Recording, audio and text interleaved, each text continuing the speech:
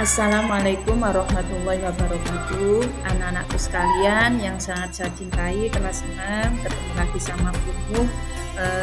Kita akan belajar PAI atau Pendidikan Agama Islam, materi tentang menerapkan puasa sunnah. Apa sih puasa sunnah itu? Kita bahas di depan. Menerapkan puasa sunnah, pembelajaran saat ini tujuan pembelajarannya adalah satu, untuk mengamalkan puasa sunnah dalam kehidupan sehari-hari itu memang penting ya. Salah satunya itu kita nanti dibahas di depan. Yang pertama tadi mengamalkan puasa sunnah dalam kehidupan sehari-hari. Kemudian yang kedua menjelaskan makna puasa dan menjelaskan jenis serta ketentuan puasa. Selanjutnya yaitu menjelaskan hikmah puasa dan juga keutamaan puasa, serta sehingga kita bisa mempraktekkan tata cara pelaksanaan puasa sunnah. A. Makna puasa ya, kita biar tahu puasa itu ada macam-macam ya, ada yang puasa wajib, ada puasa sunnah. Kata puasa itu berasal dari bahasa Arab yaitu saum atau siam, yang artinya menahan diri. Secara istilah bahwa puasa adalah menahan diri dari segala sesuatu yang membatalkan puasa, seperti makan, minum, ya, itu mulai dari terbit fajar atau sebelum subuh sampai terbenamnya waktu maghrib, kalian itu baru boleh berbuka atau makan. Tujuan pelaksanaan ibadah puasa adalah untuk mendekatkan diri dan mendapatkan pahala dari Allah SWT. Jelas amal-amal ibadah puasa ini merupakan amalan yang baik sehingga kita akan mendapatkan pahala subhanallah. Kemudian yang B, makna puasa sunnah. Puasa sunnah merupakan ibadah puasa yang dianjurkan untuk dikerjakan pada waktu-waktu tertentu sebagai tambahan amalan. Jadi waktu puasa sunnah itu waktunya tertentu. Jadi waktunya bagaimana anak? Tertentu itu maksudnya ada waktu tertentu seperti puasa sunnah itu penting dan lain sebagainya. Nanti saya jelaskan ya. Jadi puasa sunnah itu untuk melengkapi amalan-amalan ibadah kita yang ada kekurangan.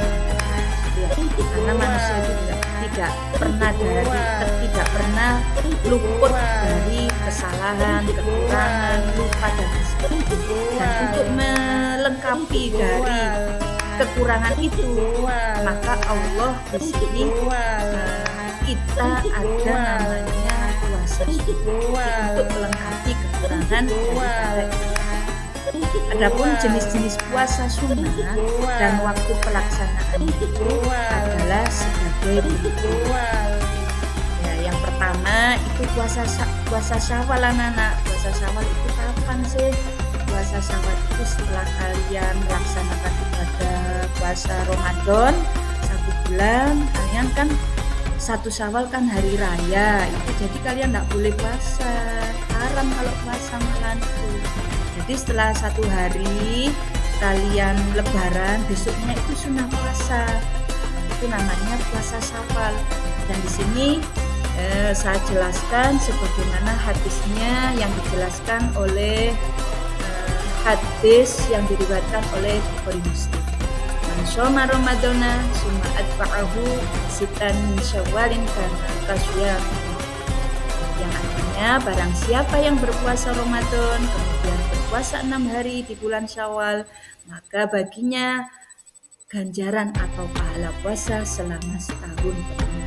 Hadis riwayat Muslim. Jadi ini benar-benar dari Rasulullah. Apakah Rasulullah mengerjakan seperti itu? Ya, jelas. Kalau sudah Rasulullah itu meriwayatkan hadis didengar oleh sahabat, berarti Rasulullah juga mengerjakan. Makanya itu oleh para sahabat tabi'in itu diriwayatkan hadis itu benar-benar dilaksanakan oleh Rasulullah. Kemudian puasa sunnah yang kedua yaitu puasa Senin dan Kamis. Berpuasa pada setiap hari Senin dan Kamis. Apa sih puasa Senin dan Kamis itu? Kok kita dianjurkan puasa sunnah Senin dan Kamis? Itu di hadis-hadis ada yang meriwayatkan bahwasanya kita puasa hari Senin itu Rasulullah. Kalau hari Senin itu berpuasa karena tepat dengan hari kelahirannya beliau. Nah, itulah Rasulullah. Jadi untuk memperingati hari kelahirannya beliau sendiri itu berpuasa. Makanya itu oleh sahabat ditiru dan kemudian diriwayatkan hadisnya. Kalau hari Kamis itu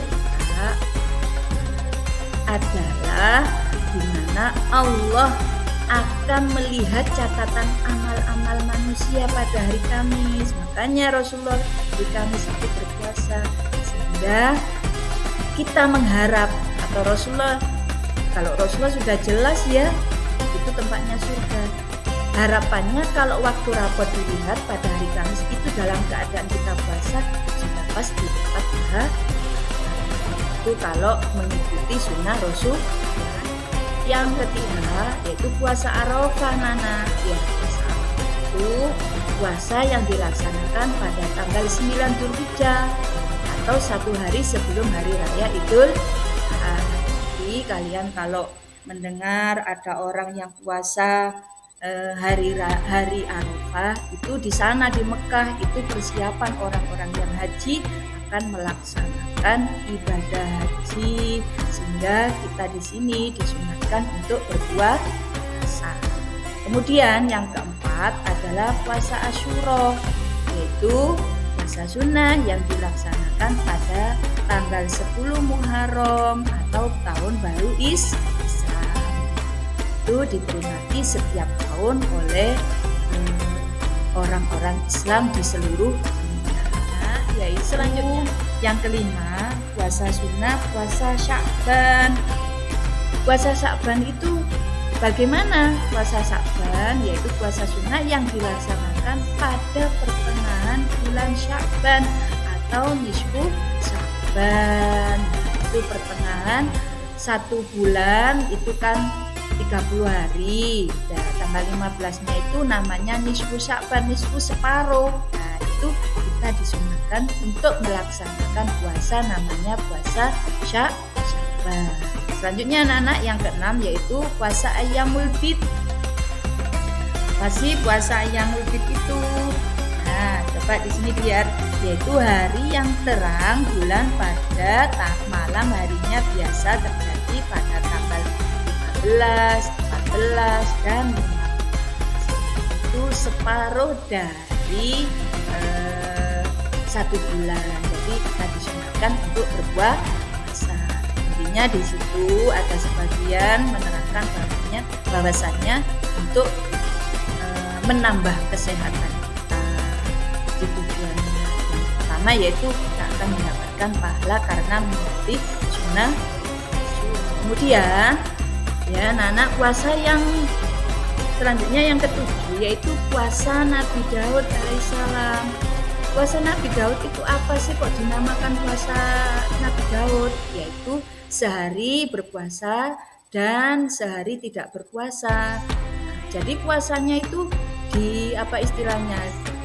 di seling-selingi. Sekarang puasa Senin, besok enggak puasa Selasa, Rabu puasa. Ya, kemudian Kamis enggak puasa, Jumat puasa. Itu diseling-selingi. Itu Nabi Daud dulu itu seperti itu. Makanya puasanya dinamakan puasa Daud. Puasa ini disunahkan menurut kebiasaan yang dilakukan oleh Nabi Daud. Ya, jadi Nabi Daud itu anak-anak kalau puasa itu seperti itu. Jadi sekarang puasa, besok tidak, besok lagi puasa, besok lagi tidak. Itu untuk apa? Yang pertama ibadah kepada Nabi Daud jelas akan dapat pahala, kemudian akan menjaga kesehatan kita. Karena puasa itu juga bisa menyehatkan badan utamanya itu. Kemudian yang ke-8 yaitu puasa Tasu'a. Anak, apa sih puasa Tasu'a? Yaitu berpuasa pada tanggal 9 Muharram dengan tujuan untuk mengiringi pelaksanaan puasa sunnah pada tanggal 10 Muharram. Puasa sunnah ini dilaksanakan adalah sebagai pembeda pelaksanaan puasa orang Yahudi yang juga dilakukan pada bulan Muharram. Nah, tadi itu sudah saya jelaskan ya tentang puasa sunnah, macam-macamnya di situ saya jelaskan ada 8 ya, 8 macam-macam puasa. Kemudian sekarang yang C. Rukun puasanya, anak-anak, rukun puasa itu sama dengan rukun puasa wajib Ramadan. Yang pertama yaitu niat. Jadi kalau niatnya tidak dibaca ya tidak sah. Kita tetap malam harus membaca niat sambil melaksanakan sahur ya. Kemudian kedua, rukun puasa yaitu menahan lapar dan dahaga. Jadi kalian sudah jelas kalau namanya puasa ya kalian harus bisa menahan lapar dan dahaga. Kemudian yang D, hal-hal yang membatalkan puasa. Jadi yang membatalkan puasa, yang pertama, makan dan minum dengan disengaja. Jadi kalau kalian sengaja kepingin, aku biar puasanya nanti batal, udah tak masukkan jari-jari saya ke tenggorokan biar muntah. Nah, tak boleh seperti itu. Kalian sengaja. Kalau tidak sengaja ya tidak apa-apa, muntah misalnya, masuk angin atau sakit dan lain sebagainya. Kalau memang bisa melanjutkan puasa ya silakan, tidak apa-apa. Kalau memang tidak kuat kondisinya ya sudah dibatalkan, tidak apa-apa. Karena itu adalah sunnah. Kalaupun wajib, kalian boleh juga tidak puasa kalau memang kondisinya kurang sehat. Tapi kalau puasa wajib nanti setelah bulan Ramadan harus diganti. Tapi bedanya kalau puasa sunnah tidak usah diganti. Kemudian yang kedua yang membatalkan puasa yaitu muntah dengan sengaja. Caranya macam-macam. Kalau muntah dengan disengaja ya bisa dimasukkan jari-jarinya ke tenggorokannya atau apalah yang bisa mengeluarkan makanan yang ada dalam itu bisa membatalkan puasa karena disengaja. Kemudian yang ketiga yang membatalkan puasa yaitu murtad atau keluar dari agama Islam. Dan yang keempat keluar dari ketentuan syarat sah itu yang membatalkan puasa. Selanjutnya yang E, tata cara berpuasa sunnah. Tata caranya juga sama seperti puasa wajib, puasa Ramadan. Di sini tata cara pelaksanaan puasa sunnah sama seperti pelaksanaan puasa pada umumnya yaitu puasa wajib, puasa Ramadan. Cuma bedanya itu pada niatnya, Nana. Ya, kalau niatnya puasa Ramadan sama puasa sunnah itu beda. Dilihat kalau puasa sunnah itu niatnya sunnah apa, sunnah puasa apa. Kalau misalnya niat puasanya hari Kamis ya, kamu niati saja.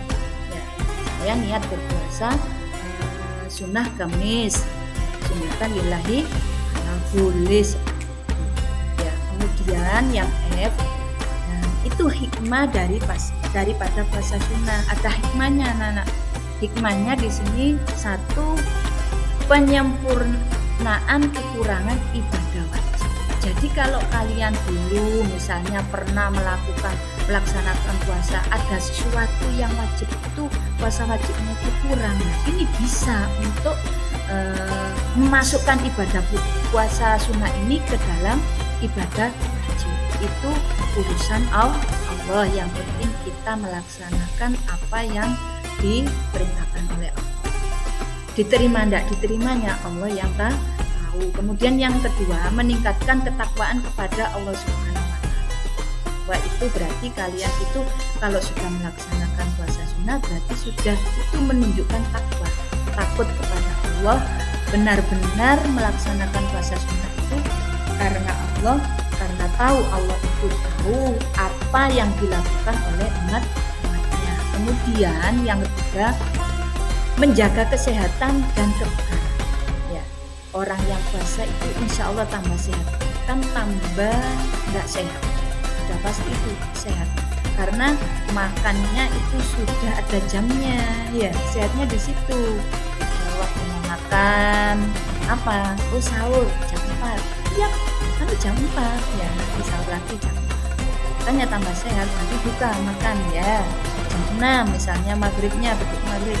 Ya sudah itu setiap jam 6 ya. Makanya tambah sehat orang yang berbuat puasa. Jadi kalau kalian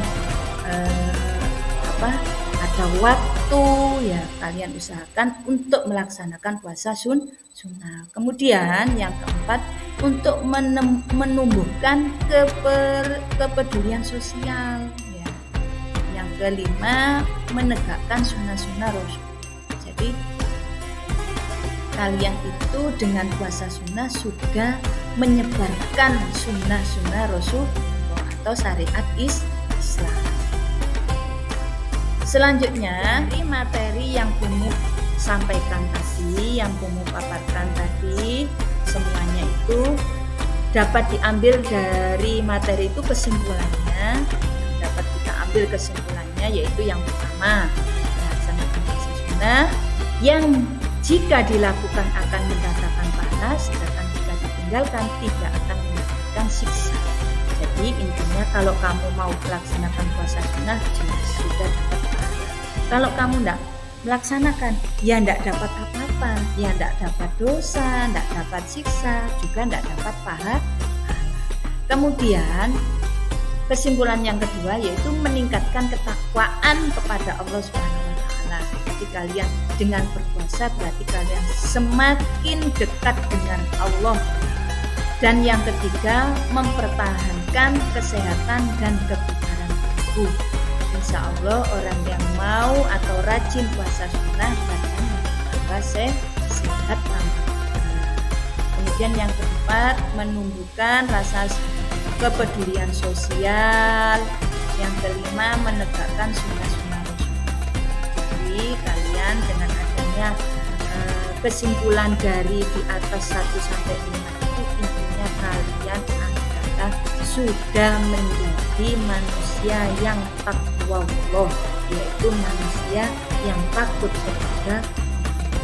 Semoga kalian bisa memahami dan bisa melaksanakan dari materi yang sudah kami sampaikan.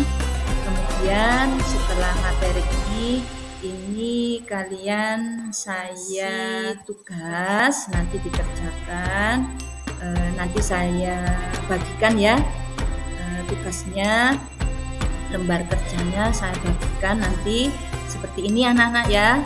Jadi jenis puasa yang sudah saya terangkan tadi itu, ini jenis puasanya ya, puasa Sya'ban, puasa Asyura, puasa Arafah, dan semuanya itu sudah saya jelaskan di sini. Terus dipasangkan dengan waktunya ya, kalau puasa Senin dan Kamis itu kapan waktunya, kamu tarik garisnya nanti yang cocok. Itu anak-anak untuk tugasnya kalian ya. Untuk selanjutnya saya mohon maaf ya anak-anak kalau ada kekurangan, kesalahan itu sudah jelas, saya mohon maaf. Walaupun ada kelebihan atau kebenaran itu hanya dari Allah Subhanahu wa taala. Saya akhiri, jazakumullahu khairan katsiran. Terima kasih. Wassalamualaikum warahmatullahi wabarakatuh.